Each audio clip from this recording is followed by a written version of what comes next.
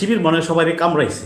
আর শিবির কি জিনিস এটা তো মানুষ চোখে দেখতেছে, শুধু দেখি না আমরা দালালরা, যারা আমরা শিক্ষিত দালাল, এই টোকাই সাগর মুরগি মিলন, এরা দেশের ক্ষতি করে না, ক্ষতি করে শিক্ষিত চোর বাটপার লুটেরা লেচ্ছররা।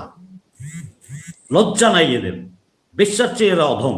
বেশ্যারও একটা নীতি আছে। আন্দর বান্দর কেউ জাতিকে আর বিভক্ত করার চেষ্টা করবেন না, সাবধান।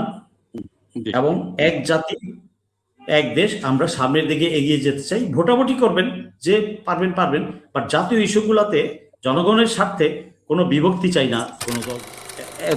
হ্যাঁ, এটা ঠিক। ধর্ষণের 100 সেঞ্চুরি করলো, র্যাগিং ডে হলো, র্যাগ ডে হলো, জাহাঙ্গীরনগর ইউনিভার্সিটিতে কত না কেলেঙ্কারি হয়েছে 16 বছরে। এটা পেপার ঘাটলেও তো মনে হয় কয়েক হাজার পেজ হয়ে যাবে। অতএব এগুলো আমাদের খেয়াল রাখা উচিত মাথায়। আর এই যে আরেকটা হচ্ছে যে আর কোনো চেতনা, এই 71 এসব বিষয়ের পিছন থেকে টেনে আনা উচিত না, কারণ এগুলা জনগণও ত্যক্ত বিরক্ত হয়ে গেছে। আর নাখান্দা, অযোগ্য, অদক্ষ, চোর বাটপা, লুটেরা, ধর্ষক, এরাই কিন্তু এই চেতনা বিক্রি করে খায়। বারবার ওই 71টাই না আনে, বারবার।